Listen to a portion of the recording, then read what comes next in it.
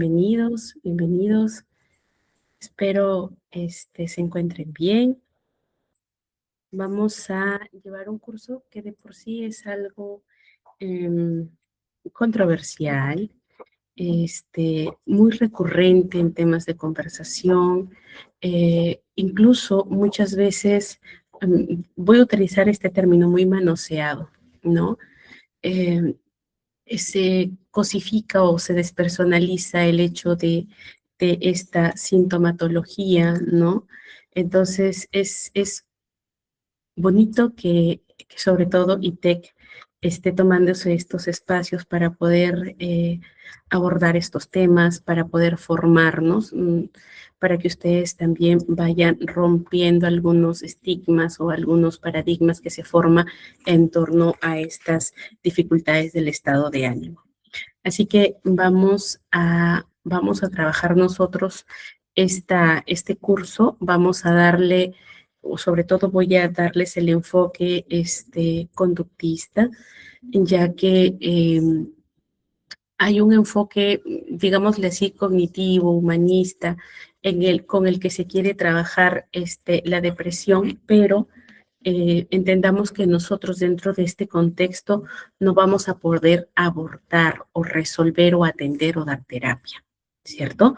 Porque pues puede ser que no estemos con las competencias necesarias, puede ser que no seamos un profesional de la salud, o de repente no tenemos la formación complementaria. Entonces, este curso, insisto, es netamente informativo, ¿ok? Informativo. Lo que buscamos es que se abra este panorama, que nosotros aprendamos a identificar más allá de etiquetas, sino que aprendamos a observar conductas. Por eso es que el enfoque que estoy dándole al curso es netamente conductista, ¿ok? Para aprender a observar conductas, para de repente por ahí ir aplicando o entendiendo un poquito lo que es el análisis funcional. Y otro de los objetivos que tenemos es el poder identificar contingencias, ¿ya? Entonces, no quería empezar la formación sin aclarar esta situación para que también tengamos las cosas claras, ¿cierto? Muy bien, buenas noches, buenas noches. Este, para conocernos un poquito y saber con quién vamos a conversar o con quién voy a conversar durante estas semanas de clase, me comentan qué es lo que hacen actualmente o qué les interesó del curso, porque están aquí. Los leo. A ver.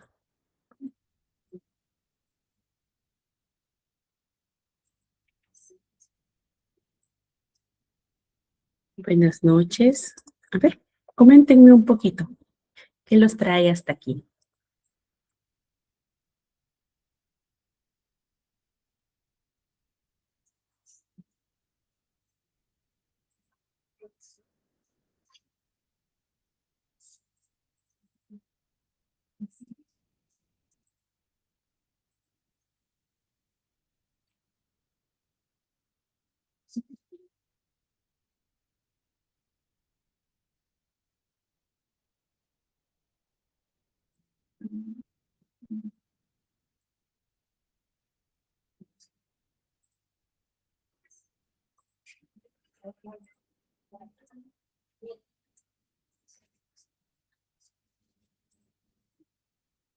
Chicos, ¿sí me escuchan? Ahí está.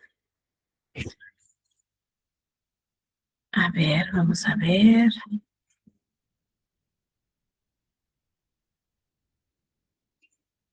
Damaris, acabas de ter que bachiller en psicología. Muy bien. Profesora y tutora, listo. Estudiante de medicina. Perfecto, Linda. ¿Te interesa la psiquiatría? Ujú. Docente. Ok, técnicas de trabajo. Nuria, estudiante de educación especial. Carla, eres médico general. Ok. Ujú, listo. Helen dice, ¿estudiante de qué, Helen? Ya, buenas noches, Vladimir, docente de auxiliar. Perdón, docente de auxiliar, ¿cómo dice? Auxiliar, ok, de normas educativas. Cuéntame, ¿cómo es esto? Docente y trabajas como auxiliar de normas educativas. Ujú.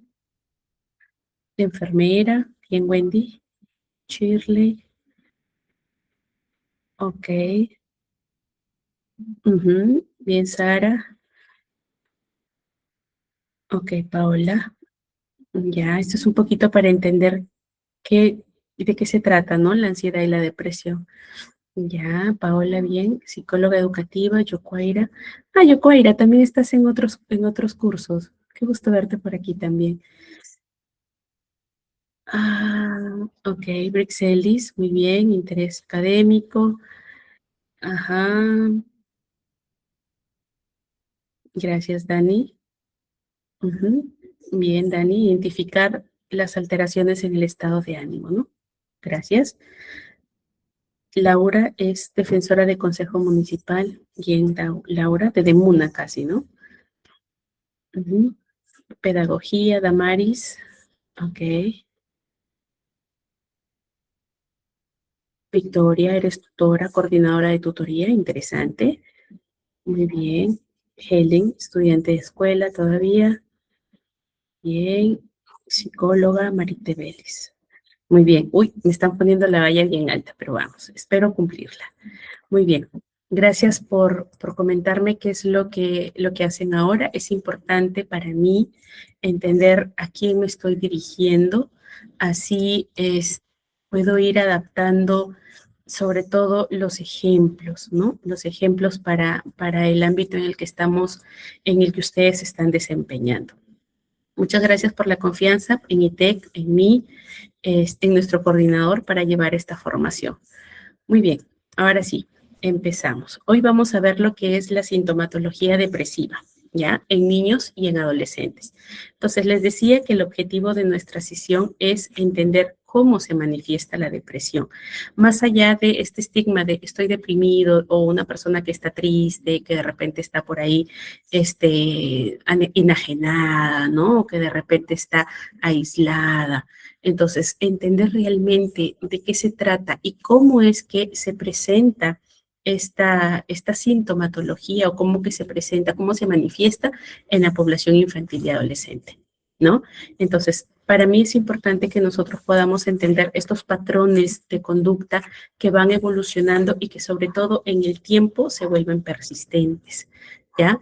Y que esta identificación de esta persistencia, de esta sintomatología, pues ya nos habla o nos trasluce que hay una sintomatología clínica que requiere un acompañamiento terapéutico especializado. ¿Okay? Que no es solamente el poder trabajarlo desde casa, desde la motivación, desde de repente el entorno seguro, sino que realmente necesita un acompañamiento tanto para la persona que padece esta sintomatología como para la red de apoyo o la familia.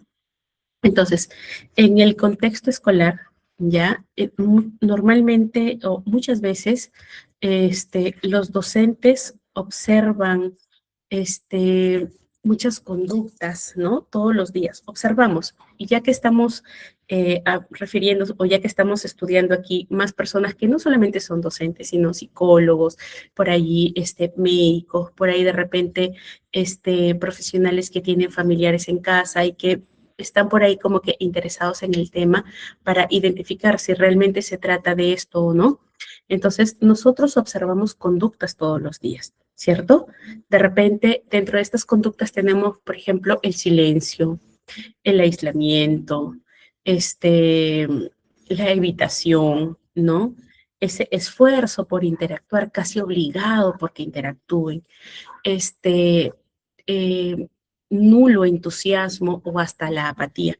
Esas son algunas conductas que nosotros podemos observar, ¿no? Sin embargo, no siempre tenemos estas herramientas para poder diferenciar cuando estamos hablando realmente de un cambio conductual que forma parte, o sea, que es parte de la evolución, que es parte del crecer, ¿no? Por ejemplo, los adolescentes, ¿no? Que se aíslan, que no hablan, que se pasan por esta fase de todo es negro, ¿no? Todo es malo, es parte evolutiva, pero de tener estas herramientas para identificar, hey, esto ya no es parte de su crecimiento, esto en realidad es un síntoma que puede estar refiriéndonos una, no dije síntoma, una sintomatología depresiva, ¿no?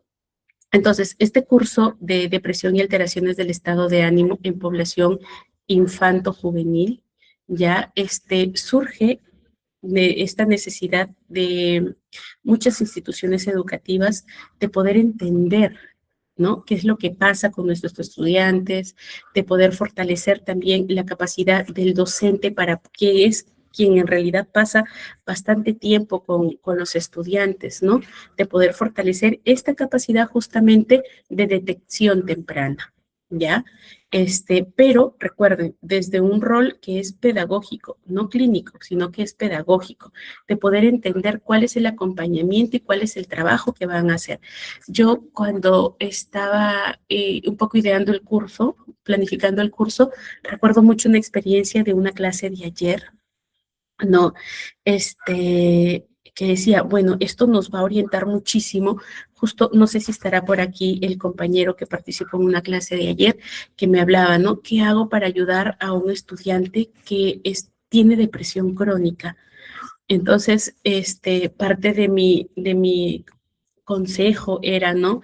Que supiéramos hasta qué límite podríamos llegar a poder atenderlo o hasta dónde llega nuestra competencia dentro del contexto escolar para poder ayudar o para poder atender estas situaciones, ¿no? Entonces, creo que en base a esto y con esa, digamos, con esa situación o ubicándonos en esas situaciones, nos viene muy bien este curso, ¿no? Y por eso es que creo que el enfoque conductista nos va a ayudar sobre todo a que nosotros comprendamos esto que vengo insistiendo, si han tomado clases conmigo, les va a parecer que ya es como disco rayado el decir toda conducta tiene una función. Para entender esto, ya desde estos aportes de Skinner, que habla del conductismo radical o el conductismo operante, toda conducta está influida por contingencias. ¿Listo? Y estas contingencias son ambientales, que también los cambios sostenidos en patrones, ¿ya? Pueden indicarnos alteraciones que son significativas, ¿ya? En el estado anímico de la persona. Entonces, esto nos va a permitir el entender la conducta y no dejarnos llevar por la etiqueta nada más, ¿ok? Va a librarnos de esta mirada juiciosa, es que el que no quiere hacer porque es flojito, o está en esa etapa porque así son todos los adolescentes, ¿no? O de repente, no, ya es parte de él, es ser así, todo lo ve trágico, ¿no? Ese no quiere o esa etiqueta o ese juicio cambie y se vuelva más funcional, más analítico, ¿no? Es en realidad de entender qué está ocurriendo en el entorno de este niño, de este adolescente, que está afectando su conducta. Entonces, esta es la mirada que quiero presentarles respecto al curso y espero pues que les ayude, que les oriente. Muy bien, entonces vamos a empezar la clase. Eh, para que ustedes me vayan respondiendo en el curso, ¿cuántas veces nosotros hemos interpretado como desinterés, como rebeldía o como flojera lo que en realidad puede ser una alteración del estado de ánimo? A ver, vayan comentándome, por favor. ¿Alguna vez les ha pasado? Ay, perdón, perdón. Yo estoy hablando como loca y recién me doy cuenta que no he compartido la pantalla. A ver, espérenme un ratito. Ahí está. ¿Ya se ve? Listo.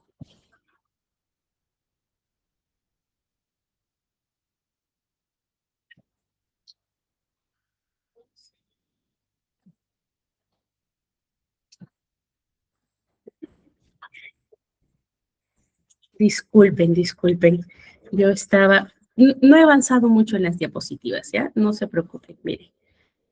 Esto es la parte del objetivo que les ponía, la carátula, y aquí está la pregunta con la que estamos empezando la clase.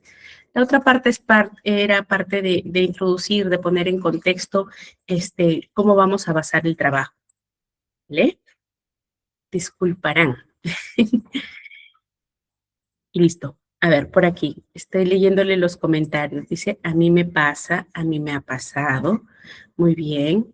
Es digamos así que es frecuente caer en esto, ¿cierto? Y es fácil caer. Muy pocas veces nos detenemos a pensar si realmente esto es una alteración del estado de ánimo, ¿sí? ¿A quién más ha pasado por esto? Yo levanto mi mano. También en algún momento lo he pensado, ¿no? De repente en ese momento de no querer hacer el trabajo, porque en realidad analizar la función de la conducta, hacer este análisis requiere de trabajo. Es más fácil caer en interpretación o en juicio. Es mucho más sencillo y hacer realmente el análisis, tomarse el tiempo de investigar antecedentes, de observar consecuentes, de revisar cuáles son los reforzadores dentro de la conducta, en realidad es un trabajo que no mucho se toma.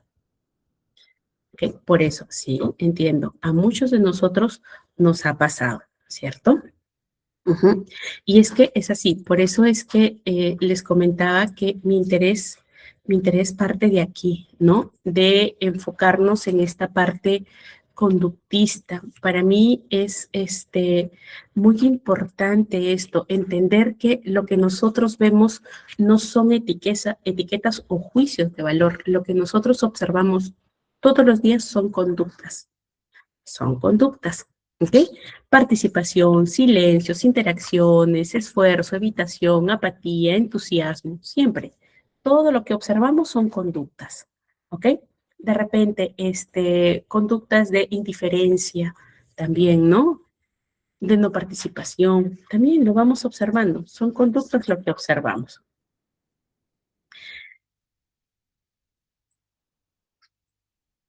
Yo creo que todos en algún momento sentimos desinterés.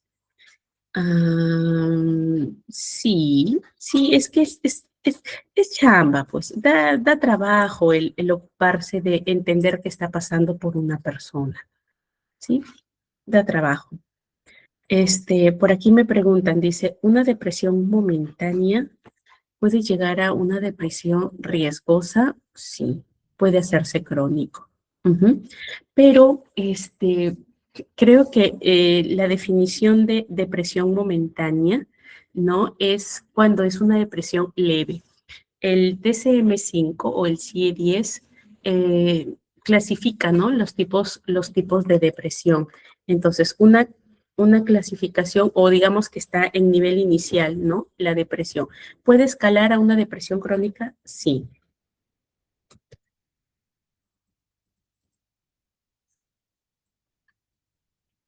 Ah,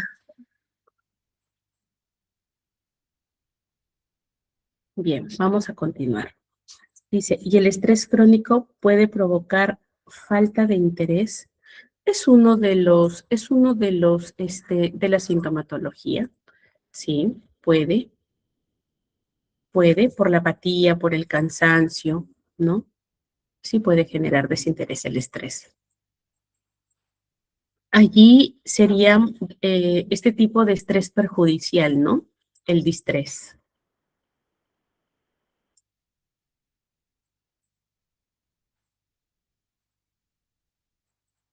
Bien, muy bien. Voy a iniciar y de ahí vamos para tratar de dejar un espacio para ronda de preguntas. ¿Está bien? Así que lo he hecho el curso como para que vayamos conversando, vayamos entendiendo algunos conceptos, ¿ya? Para ir viendo eso. Así que tranquilos, vamos a llegar a las preguntas de una u otra manera. Muy bien. Entonces, les decía, ya definiendo que siempre observamos conductas, entonces, por eso es que en esta parte, ¿no? Hay que entender que en el contexto de docente o fuera del contexto clínico, no podemos diagnosticar eh, eh, esto, ¿no? No lo podemos diagnosticar. Tampoco podemos intervenir o realizar terapia, pero sí podemos observar estas variaciones, sí podemos informar estas situaciones, ¿ok? Entonces, aquí les decía, en niños, por ejemplo, la depresión se manifiesta, no siempre se presenta con tristeza, ¿no? Puede manifestarse como de repente, ya hablando de etiquetas, ¿no? Irritabilidad, como abandono del juego, como regresiones de conductas. O sea, esta regresión de conductas, por ejemplo, el niño ya había controlado esfínteres y regresa, por ejemplo, a su etapa de eneuresis, encopenosis, ¿no? Vuelve, como que retrocede años. El adolescente, ¿no? Ya era un adolescente autónomo y de repente empieza a tener conductas infantiles que no corresponden a la edad, ¿no? Empieza a tener disminución en su rendimiento académico, otros se vuelven desafiantes, ¿no? Y de repente le etiquetamos o le definimos como rebeldía propia de la etapa, ¿no? Entonces pueden haber muchas de estas manifestaciones. Entonces, nosotros debemos entender estos cambios en términos de reducción de conductas. ¿Okay? ¿Cómo es esto? Entender qué reforzó esa conducta dentro del ambiente o dentro del contexto que mantiene esa conducta. Entonces, eso es lo que vamos a ir identificando, ¿ya? Muy bien, entonces vamos viendo ahorita, ¿qué es la depresión? ¿Ya? ¿Qué será la depresión? La depresión se explica como un trastorno que está caracterizado por alteraciones que son netamente emocionales, que son conductuales, que son cognitivas y que también son fisiológicas. Entonces, esta depresión se entiende como un trastorno del estado de ánimo que está caracterizado por una alteración persistente. Esta alteración, repito, puede ser cognitiva, puede ser emocional, puede ser conductual o puede ser fisiológica. Entonces, esta alteración persistente se da en la forma, por ejemplo, en la forma en cómo siente la persona. También se puede dar en la forma en cómo piensa y en cómo actúa, ¿ya? Sobre todo en la población infantil, estas alteraciones no siempre las vamos a nosotros a evidenciar como tristeza evidente, ¿no? Les hablaba hace un ratito, la podemos observar como irritabilidad, como inapetencia, como apatía, como desinterés, ¿no? Las vamos a observar de esa manera y nos vamos a dar cuenta cuando impacte, por ejemplo, en el rendimiento académico, ¿no? O cuando impacta en la parte social, entonces en el aislamiento social. Ahí nos vamos a dar cuenta. Entonces, dentro de lo que es el marco diagnóstico del DSM-5, ya la depresión implica síntomas durante un periodo determinado, no más de 6 meses, ¿ok? Y que durante este periodo afecta de manera significativa, por ejemplo, la funcionalidad social y la funcionalidad académica y familiar. Entonces, miren los tres aspectos que está afectando. No es que simplemente el chico no quiere salir, ya es depresión, o porque pasó de repente un evento social que fue un poco humillante y ya el chico le da depresión por eso. Es todo un factor que complementa estas alteraciones en el estado de ánimo. ¿Listo? Entonces, más que en el contexto escolar, más que nosotros nos vayamos a centrar en un diagnóstico clínico, nosotros tenemos que identificar estos cambios conductuales. Repito e insisto en esto, no vamos a tratar de diagnosticar, de decir, oye, mira, tiene depresión. No, lo que vamos a observar dentro de nuestras competencias, hablando en contexto escolar o en el contexto de acompañamiento, es de entender cuáles son estos cambios conductuales, ¿listo? Y que estos están siendo sostenidos en el tiempo, ¿ok? Y que lógicamente va a afectar la interacción social, familiar y ay, se me fue el otro, social, familiar y también la interacción académica, ¿listo? Muy bien, entonces, Aquí les pongo un cuadrito, por ejemplo, ¿no? Desde el enfoque conductista, la depresión se entiende como reducción, dice, significativa de las conductas reforzadas como positivamente. ¿Qué más? Dice, se entiende como aumento de conductas de evitación y disminución del acceso a los reforzadores. Entonces, les decía, cuando nosotros entendemos, ¿no? ¿Cuáles son estos reforzadores que dejaron de existir, ¿no? Incluso estas conductas que dejaron de aparecer o de mostrarse porque ya no hay este reforzador. Entonces, ahí vamos a entender, ¿no? Conductas de evitación. Por ejemplo, es el escape, ¿no? El no poder afrontar situaciones difíciles de repente. Ahí vamos a observar conductas de evitación. Entonces, vamos a entender esto como patrones. Antes, por ejemplo, ¿no? Los estudiantes participaban 4 o 5 veces, siempre comentaban. Y de pronto, ¿no? Ya no participa, no comenta, se esconde dentro de sus brazos, de la mochila, ¿no? Se hace pequeñito corporalmente. Entonces, ahí estamos viendo. Antes participaba, había bastante control corporal y ahora no participa y hay una reducción corporal. Otro patrón, interactuaba en el recreo, ¿no? Salía, jugaba con los compañeros, conversaba, de repente tenía actividades que son mucho más pasivas, otra vez, o en otro momento actividades que son mucho más de movimiento, más kinestésicas, y ahora ya no hace ninguna de esas actividades. Se aísla, evita conversar con compañeros, evita aceptar compromisos, entonces siempre pone excusas. Ahora se aísla. Ahí tenemos un patrón, ¿no? De reducción significativa de conductas. Antes entregaba sus tareas a tiempo, entregaba tareas completas, hacía buenos trabajos y ahora no entrega tareas. ¿Ok? Entonces, observando estos patrones, estos cambios de conducta, ¿qué contingencias creen ustedes que cambiaron?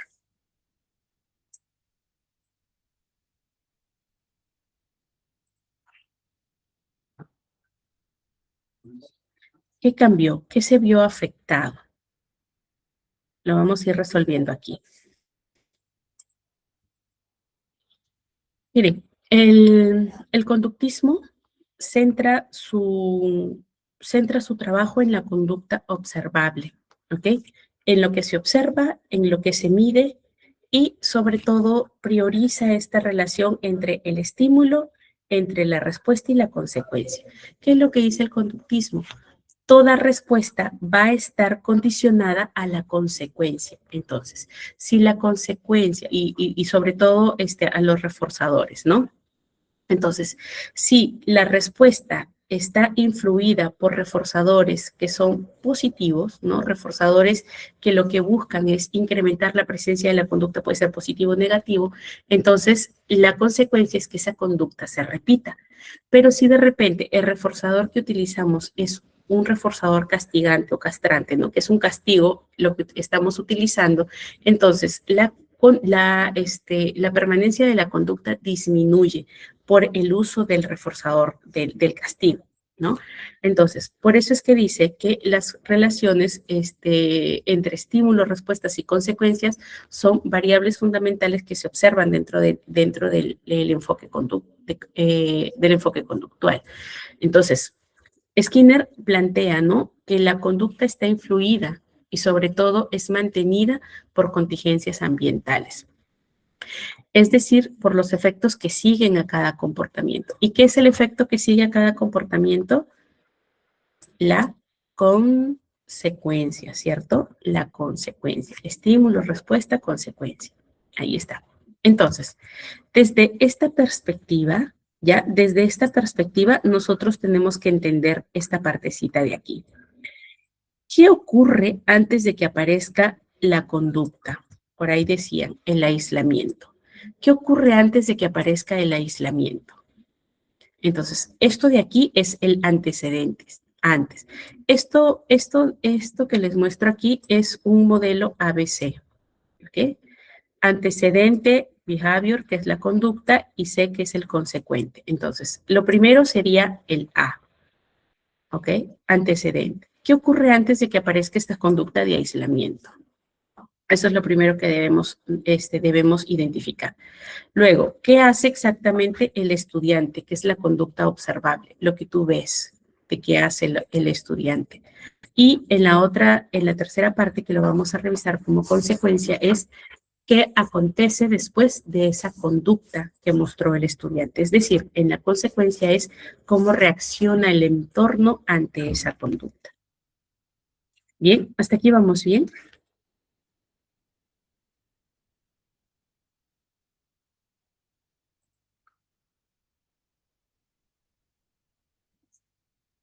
¿Sí? Entonces, si lo entendemos de esta forma, vamos a ir viendo, ¿no? ¿Cómo comprendemos esta posible reducción de conductas que están reforzadas positivamente? ¿Cuáles son las conductas reforzadas positivamente? Ahí les he puesto la participación, la interacción social, el interés académico. Son reforzadas positivamente. ¿De qué manera? Buenas calificaciones, menciones honrosas, la aceptación social, de repente el que la familia esté a gusto, tranquila, la evitación de problemas, ¿cierto? Son reforzadas positivamente. Entonces, un aumento de conductas de evitación, ¿cuál sería? Conductas de evitación. El no asistir a clases, el no participar en las actividades escolares, el abandonar tareas, ¿no? El reducir el poder entregar tareas, por ejemplo, ¿no? El aislarse también, el no colaborar con otros compañeros, el dejar de participar en actividades que antes le eran placenteras, por ejemplo. Entonces, una vez que nosotros entendemos este patrón de conductas, de qué aparece, cómo se refuerzan y las conductas que reemplazan estas conductas anteriores y también qué es lo que ocurrió en el entorno, en el contexto, para aumentar estas conductas de evitación. ¿Listo? Entonces, así lo vamos a ir enfocando el curso, ¿ya? Entonces, para mí, esto resulta muy útil, sobre todo en el ambiente educativo, porque a nosotros nos va a poder ayudar o nos va a brindar estas herramientas para poder activar la observación sistemática, ¿ok?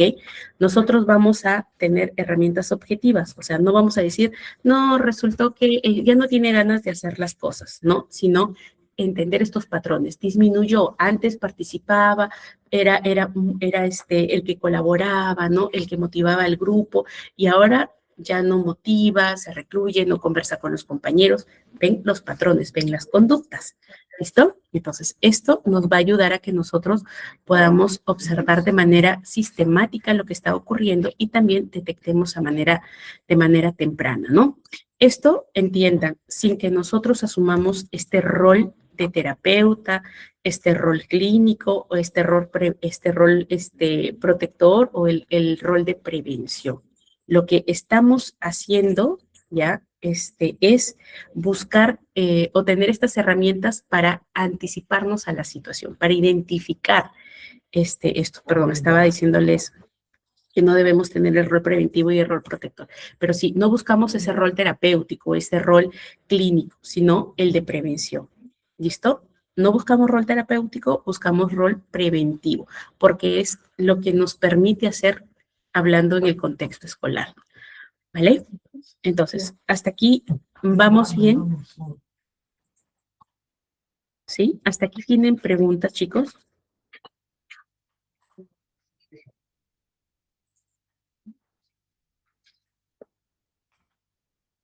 Mm, Dice, ceder otras formas de evaluación y participación no tan rígidas ni prefabricadas harán más fácil la percepción. Sí, sí, Oni, es cierto. Lo que pasa es que nosotros para poder afrontar estas situaciones debemos pensar fuera de la caja, ¿no? En primera instancia, entender para qué se da la situación, para qué se da la conducta. Si están llevando los cursos de esta ruta, ya en otro curso, por ejemplo, en el de inteligencia emocional y en el de estrés que estábamos trabajando ayer, Se complementa mucho con esto porque se entiende cuál es la funcionalidad de lo que está apareciendo y sobre todo lo que tratamos de entender es en qué contextos aparece, qué función cumple eso que nosotros observamos como emoción, por ejemplo, ¿no? ¿Qué función quiere? Recuérdense que esto de la depresión tiene que ver también con el paquete de las sensaciones, de las emociones que nosotros percibimos.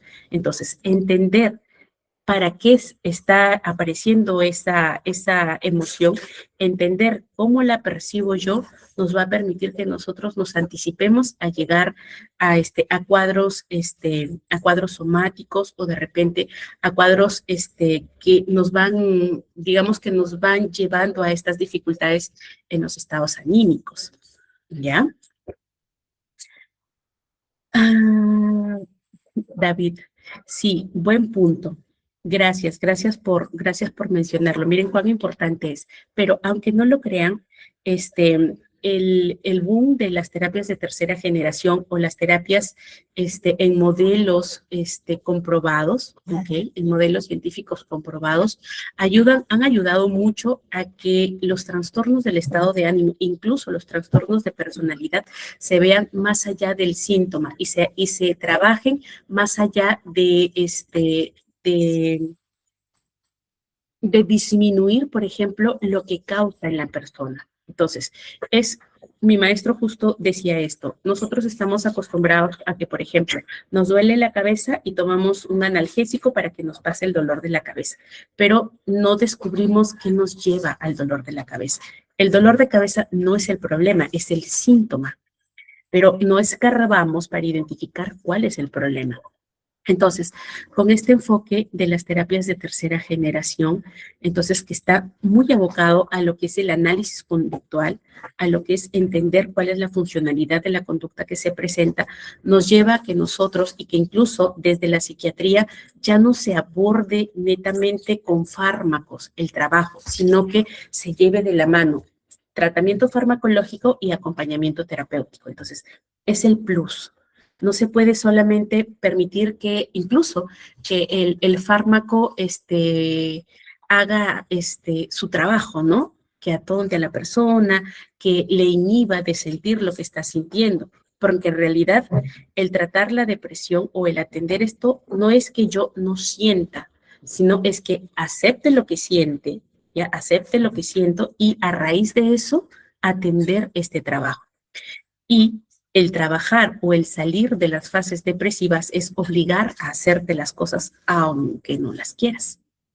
No hay otra forma. ¿Ok? Entonces, la pastillita que hace te inhibe el sentir, pero una vez que pase esto, vuelves a sentir todo, ¿verdad? Ahora, otro aspecto de el usar fármacos para trabajar los problemas de trastornos anímicos, de problemas del estado del ánimo, es que oculta en realidad la causa del problema, ¿ok? Oculta la causa del problema. Y dependemos mucho del paciente, de la adherencia al tratamiento. ¿Qué pasa si el consultante o el paciente no toma el medicamento? El problema sigue. No sé si ustedes escucharon esta noticia de una consultante que había asistido a un servicio de salud mental en crisis y que no la habían atendido al momento y que la mujer terminó quitándose la vida, ¿no? Ella llega al servicio de salud mental, ella llega al servicio de salud mental en crisis, no había abandonado el tratamiento farmacológico. Entonces, el que sigue el caso asumía que estaba en tratamiento, estaba adherido al tratamiento, ¿no? Pero no había funcionado así. Entonces, estos son los riesgos. Bueno, ahí hay muchas más cosas que han influido en este desastroso final. Pero vamos viendo que en realidad no es del todo bueno el solo refugiarnos en el uso de los fármacos, ¿no? Muy bien. Sí, es que ya está cambiando. El seguir creyendo que solamente los psiquiatras ahora van a trabajar solo con fármacos es negar a la realidad, en verdad.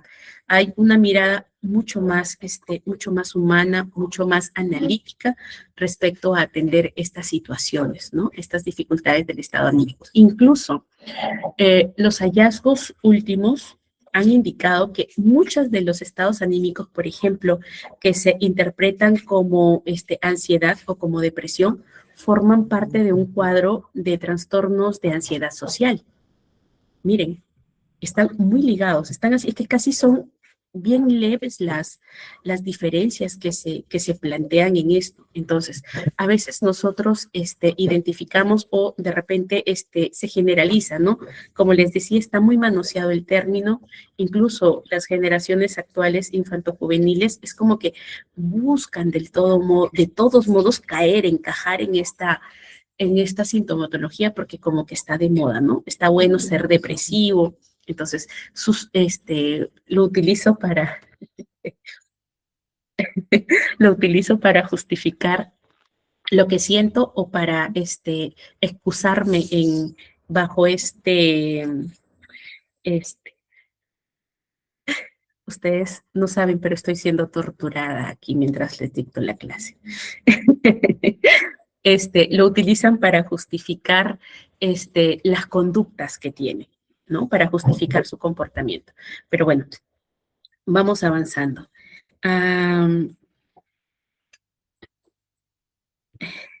Damaris dice, ¿cómo podemos apoyar a alguien con depresión? Si eres parte de su entorno, si eres parte de su red de apoyo, puedes acudir.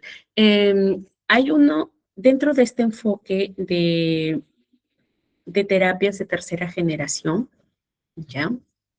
Se trabaja también con este enfoque sistémico, es decir, que no es que solo depende del trabajo individual del consultante, ¿no? Sino también depende de esta red de apoyo.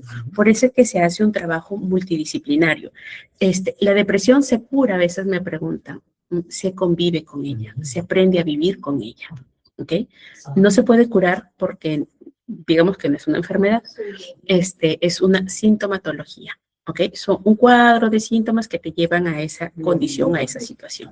Entonces, se aprende a vivir con ella y para hacer el tratamiento, pues se hace un abordaje interdisciplinario, ¿no? Se trabaja desde la parte de las dinámicas funcionales, de las dinámicas familiares, se trabaja, si es que se requiere, se trabaja desde la parte farmacológica y también el acompañamiento terapéutico, que es súper importante. ¿Listo?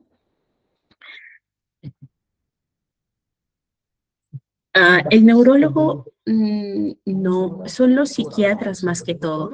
Sí puede ser que un médico, un neurólogo te prescriba estos medicamentos, pero como les dije, son paliativos. O sea, lo que hacen es tratar el síntoma, no buscan resolver el problema. ¿Ok? Y fácil, pues tomas una pastillita que te hace sentir ahí libre, no sientes, no percibes nada y vas feliz, ¿no?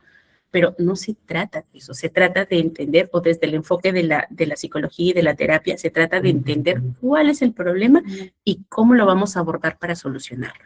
Allí está el atender realmente los procesos de trastornos de los estados de ánimo. Ya está. Vamos bien. Me gusta que sean preguntas. Ujú. Muy bien, vamos a ver ahorita la sintomatología, ¿va? Entonces, en esta parte, lo que vamos a ir viendo es los síntomas. Les he puesto cuál es el síntoma y aquí les he puesto la conducta manifiesta en el cómo puede observarse. Insisto nuevamente, síntomas que están muy relacionados a lo que nos dice el DSM-5, CIE-10, ¿no? O CIE-11, pero cómo nosotros la vamos a identificar dentro de nuestra cotidianidad. Entonces, esto es lo importante de entender, ¿ya? Entonces, esta sintomatología no se va a definir por lo que siente la persona, en este caso el estudiante o el infanto juvenil, no por lo que siente, sino por estos patrones de conductas que nosotros vamos a observar. ¿Listo? Entonces, estos cambios, estos patrones de conducta los vamos a tener en cuenta, sobre todo cuando son persistentes, cuando este mismo patrón no es que solamente en un contexto se manifiesta, sino en todos los contextos, familiar, social y académico. ¿Ok? Estos patrones también implican una disminución significativa de conductas que antes han sido reforzadas, lo que les platicaba anteriormente, ¿no? Antes participaba, ahora se aísla, ya no participa. Antes hablaba muchísimo, colaboraba y ahora está aislado y inaparente, ¿no? Entonces, estos son los patrones de conductas que antes eran reforzadas y ahora no.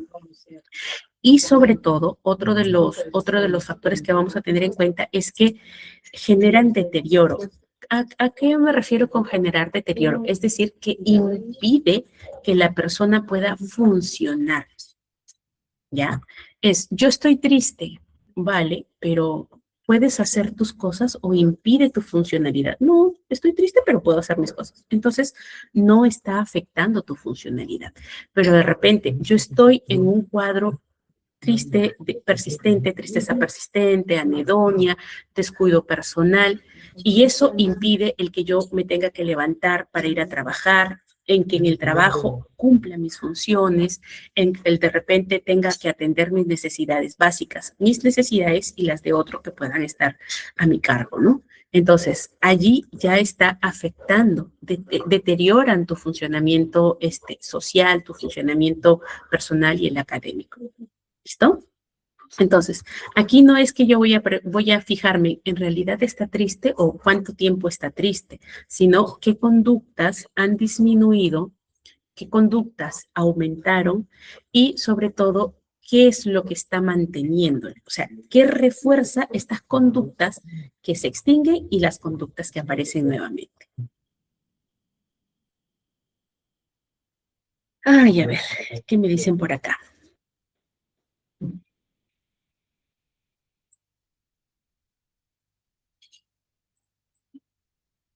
¿Qué dices? Al tomar pastillas es una ayuda a acostumbrarse a vivir con la depresión. Te ayuda, pero no resuelves el problema. No resuelves el problema. A ver, ¿cuáles son las consecuencias? Ya, no vamos no te voy a responder ahorita, ya, voy a terminar de explicar la sintomatología y paso con las consecuencias, ¿vale? No se salten, no sean apurados. Esperen, ya está. Gracias, Irene. Muy bien. Entonces, les venía explicando de estos síntomas que nosotros vamos a ir identificando. Entonces, en los niños, por ejemplo, esta sintomatología, rara vez ustedes la van a observar como tristeza silenciosa, muy rara vez. Muchas veces estos síntomas depresivos lo van a identificar como, por ejemplo, con irritabilidad, ¿no? Con llanto frecuente, que les pongo aquí, con evitación. Entonces, ¿qué conductas son observables? Por ejemplo, ante una demanda, el niño responde con enojo o responde con molestia ante situaciones que antes toleraba. Por ejemplo, si yo le pido que el niño guarde juguetes, ¿no? O ceda algunos juguetes que preste. Y antes toleraba esto, no se enojaba, no se desbordaba, y de pronto el niño empieza a tener reacciones explosivas, ¿no? Tolera menos la frustración o empieza a tener demostraciones alteradas, ¿no? Desproporcionadas ante situaciones simples. Entonces, muchos dirían, es un malcriado, no le gusta compartir, pero en realidad allí estamos observando conductas manifiestas que están relacionadas a dificultades anímicas, ¿ya?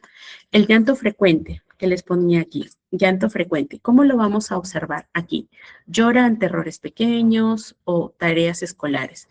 Y ustedes dirán, oye, eso es típico, o sea, no le gusta hacer tareas y se pone a llorar, tira las cosas. Entonces, eso significa que ¿eso significa que está deprimido? No, no del todo, pero son conductas que nosotros vamos a ir observando, ¿ya? Que están relacionadas a este síntoma que es el llanto frecuente. Entonces, ante pequeñas situaciones Su llanto es desproporcionado, prolongado, se hace muy difícil consolarlo, ¿no? Entonces, aquí lo clave es identificar, ¿está ocurriendo este llanto solamente ante la demanda académica o también este llanto aparece cuando el niño tiene que socializar o el niño tiene que jugar? Entonces, solo aparece ante la demanda académica. O sea, acuérdense, para que nosotros consideremos esta sintomatología que afecta o que puede estar relacionada con este trastorno del estado anímico, tiene que aparecer en todos los ámbitos, en todos los contextos. Entonces, si solamente el llanto desconsolado, el llanto frecuente, está relacionado a la exigencia de tareas académicas, entonces no cumple los 3 criterios, ¿ya? No cumple los 3 criterios. Entonces, aquí, analizar en qué contextos aparece. Juego, socialización, tareas, ante el descanso, ante actividades de autonomía. Entonces, allí es importante de entenderlo. ¿Qué más? Al abandono del juego, ¿no? Esta es otra de las conductas, otra de las manifestaciones. Entonces, ya no participa en juegos que antes le gustaba mucho, ya no quiere hacerlo, no juega, de hecho, observa los juguetes, pierde el interés en esto, no participa en recreos, ya no participa en actividades lúdicas. Entonces, aquí, ¿qué pasó? Se redujo, conductas, o se redujo estas conductas que normalmente eran reforzadas de manera positiva, ¿ya? ¿Y qué apareció? La pérdida de interés generalizada. Entonces, aquí el niño ya no disfruta actividades que antes disfrutaba mucho, que gozaba mucho de hacer esas actividades. Uh-huh.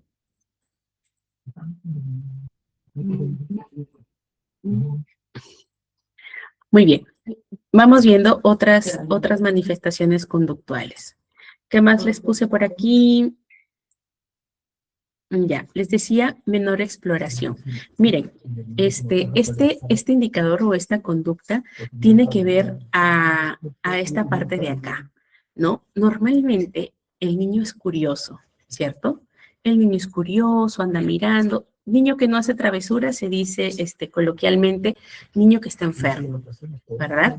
Entonces, la curiosidad es parte, es una manifestación en la que el niño se mantiene, por ejemplo, expectante, curioso en aprendizaje. Entonces, cuando hay pérdida de interés, también hay mayor o menor actividad física.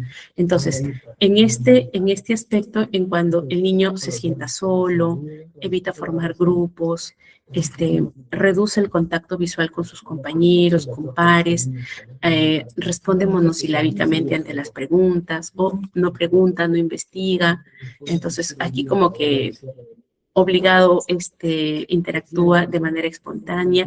Entonces, aquí ya estamos observando una disminución significativa de conductas de aproximación al entorno. Entonces, hay otro indicador que sí está afectando su funcionalidad social, ¿vale? ¿Qué más puede ocurrir? Conductas regresivas, ¿no? Vuelve a mojar la cama, depende muchísimo del adulto, no puede estar solo, algunas personas le dicen el apego ansioso, ¿no? Pero esta incapacidad de poder hacer las cosas solas o de manera autónoma. Entonces, estas conductas que en etapas anteriores ya las había logrado, entonces nosotros vamos notando que desaparecen. ¿Ok? Y que lo que buscan o que van siendo reforzadas, como por ejemplo, van siendo reforzadas por conductas que requieren atención o protección, ¿no? Entonces, el niño demanda mucha atención, mucha protección y que pierde autonomía. Entonces, también lo vamos observando como una conducta manifiesta de estos síntomas, que es la disminución de la energía, el aislamiento social. Miren esta sintomatología, quejas somáticas.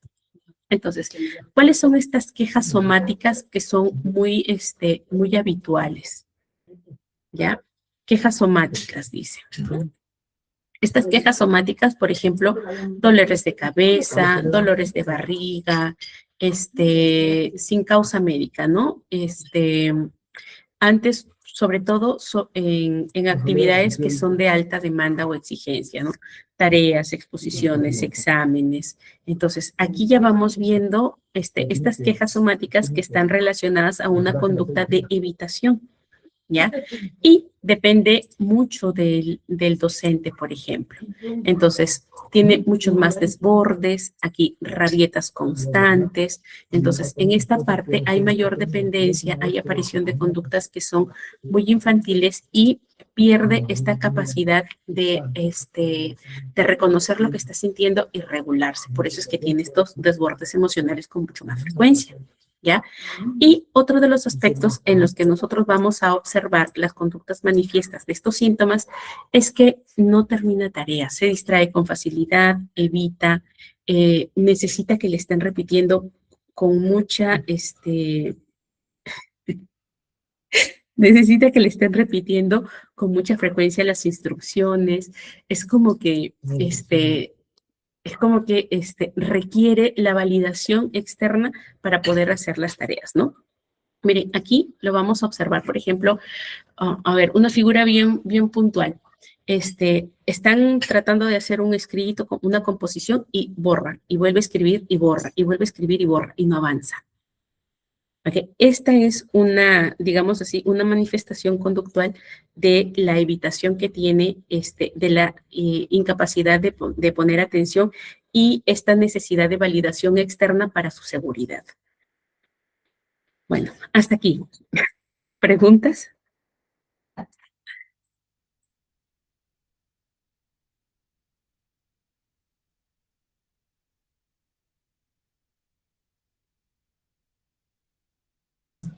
Muy bien. ¿Preguntas hasta aquí, chicos, chicas, señores, señoras, señoritas, estudiantes?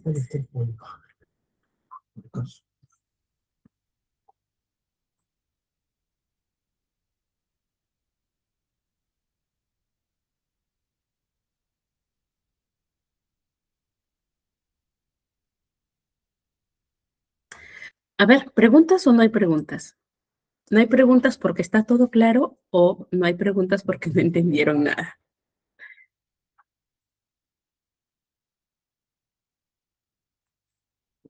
¿Qué me dices? A ver, al tomar pastillas es una ayuda a acostumbrarse a vivir con la depresión.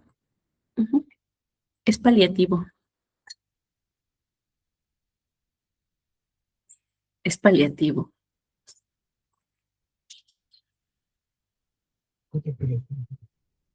Este, pero, a ver, yo no creo que el medicamento lo que busque es que la persona siempre esté deprimida, ¿no? No es que el medicamento te va a tener ahí triste, no, no está diseñado para eso el medicamento. Lo que busca el medicamento es disminuir, ¿ya? Por ejemplo, estos síntomas que entiendes, ¿no? Parte de lo que hacen estos medicamentos es restablecer, por ejemplo, la cantidad de neurotransmisores, nivel de cortisol, niveles de dopamina, de serotonina, que están relacionados con el equilibrio en el estado anímico. Entonces, sí, lo que buscan los medicamentos es restablecer esa parte neuroquímica, ¿no? Y ya muchas personas que incluso en determinados momentos les diagnosticaron dificultades en el estado anímico, con el medicamento, ya con el medicamento han logrado equilibrar y dejaron el tratamiento, con guía, ya no se va a dejar el tratamiento así nomás de la noche a la mañana. Se va dejando paulatino, se disminuyen las dosis de acuerdo a la recomendación médica, pero lo que busca es eso, ¿no? Restablecer la parte neuroquímica.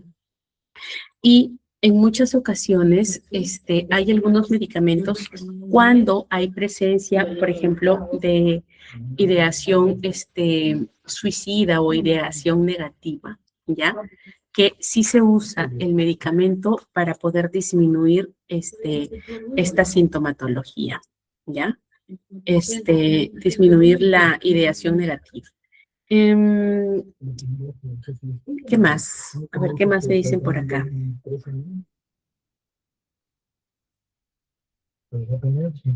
El estrés puede provocar enfermedades. Sí, está comprobadísimo. Sí puede provocar enfermedades. ¿Qué tipo de enfermedades, quizás? Ujú. Está más relacionado a las dificultades del ánimo, sí. ¿Por qué? Porque el estrés hace que se aumente el nivel de cortisol.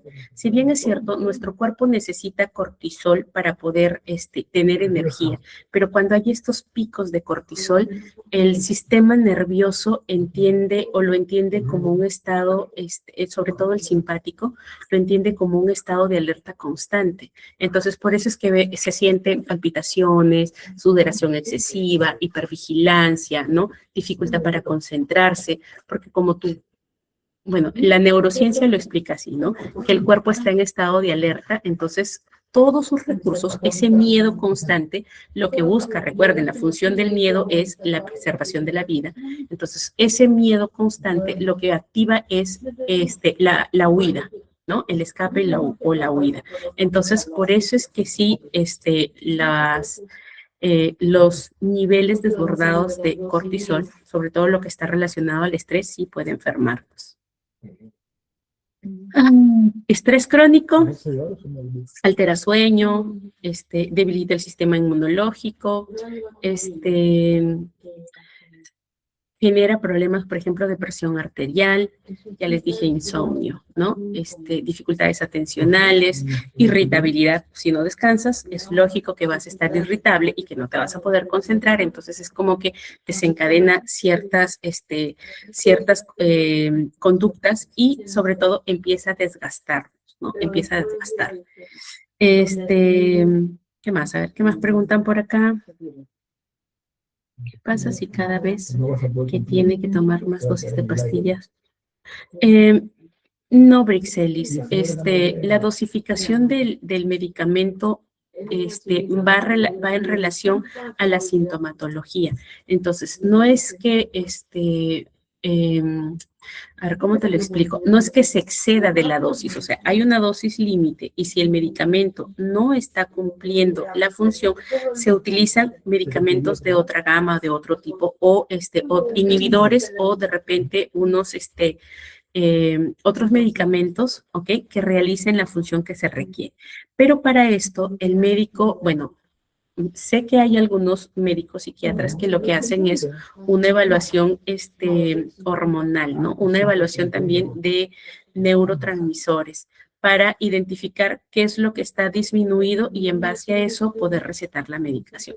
Pero algunos ya con la sintomatología que puede indicar el consultante o el paciente, ya con eso te pueden ir manifestando. Ahora, cuando se toman medicamentos, el médico o el equipo que trabaja con el médico hace un seguimiento porque hay que también identificar la adherencia al tratamiento.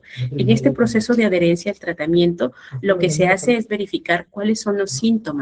¿Ok? Porque todo medicamento tiene una contraindicación, digámoslo así, ¿no? Entonces, se tiene que evaluar cuáles son estos efectos que va teniendo en el paciente. Por ejemplo, yo tenía una consultante que tenía esquizofrenia, que estaba medicada para la esquizofrenia, pero tenía una comorbilidad o tenía un concomitante que era un TAG, trastorno de ansiedad generalizada, ¿no? Y esto había llevado en su brote, en su esquizofrenia, le había llevado a un brote psicótico donde había intentado, acabar con su vida, ¿no? Mediante ahogamiento. Entonces, ella estuvo en tratamiento completo durante buen tiempo con sus inhibidores de pensamientos, ¿ok? Inhibidores y con el acompañamiento terapéutico para poder ayudarle, ¿no? Entonces, en determinado momento, ella manifestaba muchos dolores de cabeza, se le hicieron los exámenes neurológicos, no había tratamiento asociado y cuando el psiquiatra le cambia la psiquiatra le cambia el medicamento, mejora la sintomatología. Entonces, en cierto momento ya había generado resistencia al medicamento, entonces tuvieron que hacer el cambio de la medicación. Pero no es que tienes que subir y subir y subir la dosis, ¿no? No se llega a eso. Y tampoco es que se llegue a ser dependiente. Sara, lo siento, no te puedo responder a estas vitaminas para equilibrar porque no soy médico, no puedo prescribir ni recomendar. Y no es un medicamento que se pueda comprar así a demanda, entonces sí tiene una prescripción médica. ¿Ya?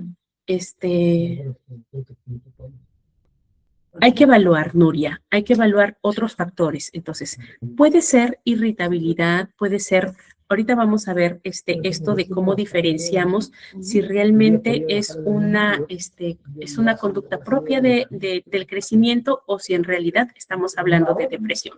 ¿Ya? Con tu pregunta, Nuria, vamos a entrar a la última parte del curso, del curso de hoy, de la clase de hoy. ¿Listo? Voy a leerles rapidito la sintomatología en la adolescencia, ¿ya? Los síntomas en los adolescentes. Entonces, recordemos que en esta etapa, el síntoma va a estar más ligado a la parte interna, al proceso, al pensamiento, y también va a estar ligada a la apatía y al aislamiento social. Entonces, hay conductas que son propias del crecimiento. Entonces, entre el adolescente, entre encontrarse, entre poder construir su identidad. Entonces pasa por estas fases, ¿ya? Pasa por estas fases de repente de apatía o de aislamiento, pero son, digamos así que son temporales, ¿ya? Son fases nada más. Entonces, lo que sí hay que entender en esta parte, ya, en la sintomatología adolescente, es sobre todo cómo cambia, ¿ya? Cómo cambia la manifestación conductual, cómo cambia su desarrollo cognitivo y cómo cambia su desarrollo social también. Entonces, aquí los síntomas aquí en esta parte, los vamos a identificar como aislamiento, inestabilidad, desmotivación persistente. También la vamos a identificar con conductas de riesgo, ¿no? Muy frecuentes las conductas de riesgo, esta necesidad de sentir la adrenalina, le dice, ¿no? También, ¿cómo la vamos a observar? Comentarios desvalorizantes, muy frecuentes, ¿no? No soy bueno, no sirvo para esto, ¿para qué lo voy a hacer? Si da igual. Entonces, estos comentarios desvalorizantes están relacionados también a la sintomatología depresiva. Conductas de riesgo, ¿no? Si antes era de repente un joven o un joven o una joven que era tranquila, meticuloso, no se ponía en riesgo y de pronto observamos, ¿no? Que asume o hace actividades que ponen en riesgo su integridad física, ¿no? Aumenta, por ejemplo, la evitación, hay alteraciones en el sueño también. Papaglia dice que durante la adolescencia sí hay alteraciones en el sueño, ¿no? Entonces, el adolescente como que necesita dormir mucho más tiempo, y este tiempo a veces cambia su ciclo de sueño, ¿no? A veces duerme mucho más por el día y por las noches está despierto, ¿no? Entonces, aquí a veces se puede confundir cambios en el sueño, pero en realidad cuando hablamos de depresión está más orientado, por ejemplo, a las noches de insomnio, a los pensamientos recurrentes, a las rumias que pueden estar presentes, a los pensamientos recurrentes, ¿no? Y a la inacción a causa de esos pensamientos. Es como que el pensamiento atrapa la conducta o atrapa la acción de la persona, ¿ya? Entonces, ¿qué vamos a observar? ¿Qué vamos a observar aquí? El que no entrega tareas, el que se aísla de amigos cercanos, el que hay un descenso notorio de lo que es de calificaciones, se duerme en las horas de clases, pierde interés, ¿no? Por esto. Hay respuestas que son muy sarcásticas o desafiantes, por ejemplo, que lo vamos a observar aquí. Muchas personas pueden decir, ¿no? Está muy relajado, muy malcriado, muy rebelde, pero en realidad pueden ser discusiones o situaciones que se llevan a alterar, ¿no? Que se llevan las discusiones, por ejemplo, a la exigencia, hay mucha tolerancia y allí surgen estas respuestas sarcásticas o desafiantes, ¿no? También otro de los aspectos conductuales que recuerdo ahora es el marcado, notar mucho el error de otros, ¿no? Marca mucho el error de otros y tiene esta incapacidad de poder aceptar el propio error, ¿ya? Que tiene que ver también con estas respuestas sarcásticas o desafiantes. Entonces, aquí recuerden, para nosotros poder identificar estas conductas no es tanto la presencia del síntoma, sino cuánto tiempo aparece, o sea, la persistencia en el tiempo. Es qué cambió o funcionalmente, ¿ya? Funcionalmente, ¿qué cambió? ¿Qué tan incapacitante se ha vuelto? Tercero, que debe aparecer en varios contextos, no solamente en el académico, sino debe aparecer en varios contextos, y la reducción de conductas reforzadas, esta reducción significativa. Entonces, ¿qué es importante tener en cuenta para poder entender todas estas conductas? Hay 5 ejes que les pongo acá. Respecto a la duración, si es que ese comportamiento, esa conducta dura días o semanas. ¿Ya? ¿Qué más? ¿Qué tanto afecta su estado de ánimo? Es intensa, o sea, es en la intensidad. ¿Qué tanto afecta? Disminuye su funcionalidad, lo vuelve incapaz o incompetente. Entonces, aquí está afectando su estado de ánimo. Frecuente, dice. ¿Es algo puntual o constante? Fue un tema puntual, ¿no? Fue referente a cierta situación y ahí ocurrió. Ok, no estamos hablando de una situación que esté relacionada al trastorno, ¿ya? En cuanto a la generalización, dice, ¿ocurre en una sola clase o ocurre con todos los docentes? O con todas las clases, o en todos los ambientes en los que se desenvuelve, ¿ya? Y esto que está ocurriéndole al niño o al adolescente impide que cumpla con sus tareas o que juegue o que disfrute. Entonces, si todo esto, ¿ya? Si todos digamos, todos estos puntos, todas estas preguntas, ¿ya? Toda esta parte de la sintomatología está siendo positiva, o sea, sirve de guía para que nosotros vayamos identificando, ¿no? Estas conductas. Entonces, nosotros podemos estar identificando que, por ejemplo, el indicador más frecuente, ¿no? Más importante es cuán generalizado está esta conducta o esta sintomatología y cuántas veces aparece. Entonces, generalización y la intensidad y frecuencia. ¿Vale? Entonces, acuérdense, la clave está en identificar cuánto dura, qué tan intensa es, con cuánta frecuencia aparece, cómo se generaliza y qué impacto tiene en la persona. ¿Vale? Entonces, hasta aquí, ¿vamos bien, chicos?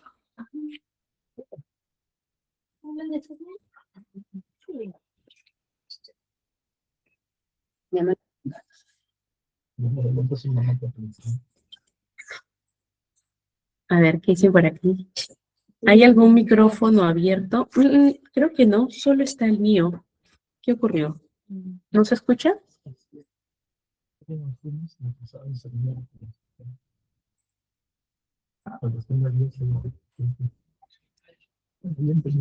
Y Dania, no todas. No todas, no todas toman medicamento. Depende mucho de la evaluación, de la evaluación psiquiátrica o de la evaluación médica. ¿Vale? Muy bien. Listo. Vamos, respondiendo la pregunta, de Nuria, ¿no? Que me decía, ¿no? ¿Cómo? Karina. Ya. Acuérdense que nos faltan 15 minutos para terminar la clase, así que le voy a dar pase para que hagan la consulta, pero que sea sisunta, ¿sí? Para poder terminar con esta última parte. A ver, permítanme un ratito para abrir el micrófono. Ahí está.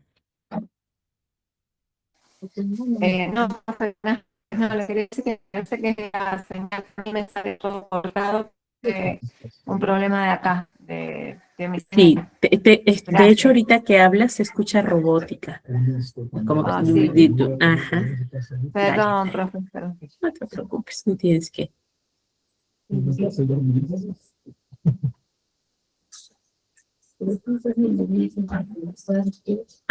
Creo que lo que están escuchando es el sonido como de una ambulancia o alerta, ¿no? Por acá pasan drones vigilando, entonces ese es el sonido que ustedes están escuchando. Ya, vamos viendo. ¿Cuál va a ser esta diferencia, ¿no? Vamos a ver este versus entre, o para aprender a diferenciar lo que es la tristeza evolutiva versus la depresión. Entonces, sí, esto implica un desafío, el que nosotros podamos distinguir cuándo es una reacción emocional esperable, o sea, que se entiende que es parte del desarrollo, y cuándo realmente es un patrón conductual persistente que sí nos puede dar un indicador de que estamos ante una situación de depresión. Entonces, aquí claro entender, no toda tristeza es depresión. Tampoco toda irritabilidad es etapa. Jessica, pero ¿cómo nos dices esto? Está complicado. ¿Cómo es que no toda tristeza es depresión y no toda irritabilidad es etapa?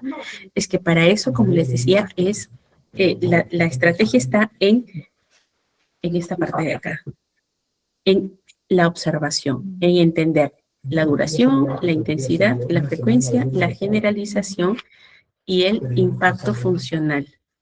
¿Ya?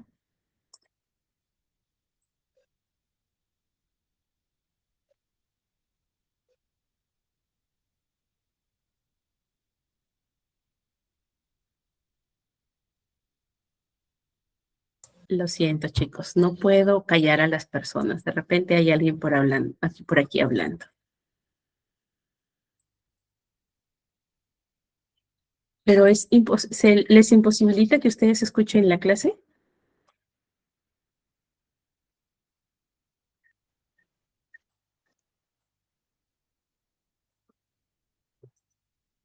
¿No? Vale.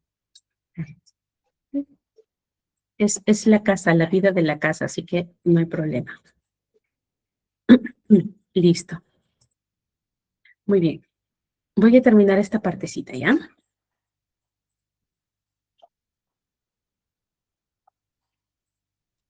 A ver, vamos viendo aquí. Me decían, ¿cómo identificar? ¿Ok?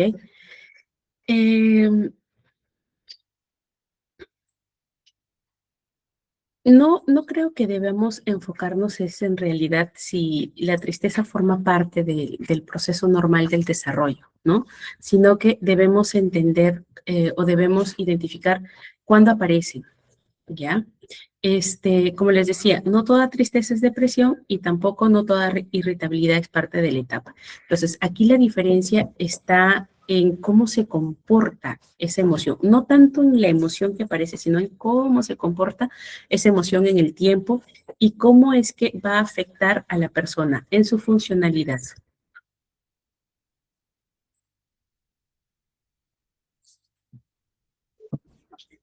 Ya. Cuando se cumplen esos 5 ejes, estamos hablando de una sintomatología que requiere intervención clínica. Ujú. Sí. Jairo, ¿quieres hablar algo? Sí, sí, claro. Dale. Yo digo, ¿cómo no hay una manera de uno dejar de tomar pastillas para dormir? Si hay una forma, Mm, otra forma de evitar de tomar pastillas para uno dormir. Sí, bueno, hay 2 maneras. La primera lo primero es que con acompañamiento de tu médico, con quien te prescribe el medicamento para dormir, puedas ir haciendo la reducción paulatina. Eso significa que vas a ir dejando el medicamento, ¿ya? Pero eso se hace con acompañamiento. No es porque tú lo quieras o porque te lo recomiendan, porque el soltar el medicamento así de golpe puede causar dificultades, incluso se hace mucho más severo. Así que son medicamentos que sí debes ir reduciendo el consumo con acompañamiento profesional. Lo segundo es que hay una que ayuda mucho, que es una forma de vida. No sé si ustedes han escuchado del mindfulness, ¿ya? Se escribe así, mindfulness, así. A ver, déjenme verificar, no vaya a ser que cometa un error ortográfico y les dé mal el dato. Ya, sí, está bien escrito. Ahí les doy, ¿ok? El mindfulness o mindfulness, como se escribe, ya es una práctica que lo que busca es que activemos esta concentración que es intencional, ¿ok? Algo así como que yo respiro de manera natural, es involuntario, ¿cierto? Pero el respirar con calidad o el aprender a respirar se hace de manera voluntaria. Que la respiración sea diafragmática, que la respiración sea sostenida. Entonces, igual es esta práctica de concentrarse, ¿no? De poder salir de esos pensamientos recurrentes o gusanos o rumias, como muchas veces lo identificamos, y que te vuelvas o que te enfoques en el momento presente. Entonces, el mindfulness es la atención plena, pero es un estilo de vida, es, digamos así, una forma que se entrena, así como se entrena el yoga, se entrena el karate, se entrena también para poder aprender, para poder vivir con atención plena. Entonces, es una de las estrategias que funcionan muchísimo, que incluso muchos terapeutas se forman en esto para complementar el trabajo conductual que se hace, ¿ya? Entonces, son varias cosas que se involucran para poder ayudar. El mindfulness ayuda mucho. Si gustas, Jairo creo que fue el que hizo la consulta, investiga un poquito más de eso. Te puedes formar tú, puedes aprender a hacer esto para que puedas ayudar un poquito a dejar la dependencia del medicamento para conciliar el sueño. Ok, gracias. Muy bien, ahora sí, les voy a robar este tiempo para poder terminar con la clase de hoy, ¿ya? Les explicaba un poquito de esta comparación de la tristeza evolutiva y la depresión. Entonces, acuérdense, la tristeza evolutiva es una respuesta emocional. No se va a dar en todos los ambientes, no impacta en la funcionalidad y sobre todo la frecuencia no es constante, tomando en cuenta los ejes de observación, ¿ok? Y la depresión sí lo que implica es un patrón persistente. Miren, noten esto, generalizado. Es decir, que va a impactar todas las áreas de nuestra funcionalidad, académica, social, individual, personal, de relaciones de pareja, de las convivencias. Entonces, va a afectar todos los sistemas. ¿Listo? Y dice que está acompañado de anedonia, de disminución significativa del interés, está acompañado de aumento de conductas de evitación, pérdida de reforzadores naturales, es decir, que lo que antes te gustaba como reforzador para la manifestación de una conducta ha perdido el gusto por completo. Y lo cuarto es el deterioro del funcionamiento académico y social. Entonces, esto forma parte de los criterios del DSM-5, acá no debe ser esto, DSM-5, y estos síntomas se deben manifestar por un periodo mínimo, dice 6 meses consecutivos, ¿ya? Y que tenga que generar interferencia significativa.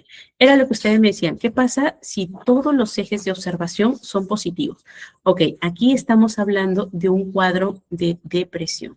No estamos hablando de un proceso evolutivo, no estamos hablando de una fase de crecimiento, estamos hablando de un cuadro de depresión. Entonces, eso es lo que debemos entender para diferenciar. No se preocupen que en las siguientes clases vamos a seguir ahondando en esto para que nosotros podamos ir conciliando mejor estos cambios que son leves, ¿ok? Y que sobre todo obedecen a que nosotros vayamos incrementando nuestra capacidad observativa y nuestra capacidad de discernimiento. ¿Listo? Recuerden por favor que en el contexto escolar no trabajamos con diagnóstico clínico. Nosotros vamos a trabajar con observación funcional. ¿Bien? Muy bien. Sí, y Dania, es que forman parte de la conciencia plena, ejercicios, actividades, por ejemplo, de esparcimiento, la escritura, la lectura, yoga, la meditación, el tai chi, actividades al aire libre. Entonces, son cosas que salen de tu cotidianidad, ¿no? Otro aspecto, por ejemplo, que ayuda mucho a que se pueda paliar un poco los síntomas depresivos es aprender algo nuevo, es hacer actividades distintas a las que uno suele hacer, ¿no? Participar en grupos, por ejemplo, conocer a más personas, salir. Acuérdense, ustedes, a pesar de que no tengan ganas, esto es obligado, tienen que obligarse a hacer esas actividades, ¿ya? No tengo ganas de bañarme. Ok, obligado, te tienes que bañar. Sí o sí, lo tienes que hacer. ¿Ya?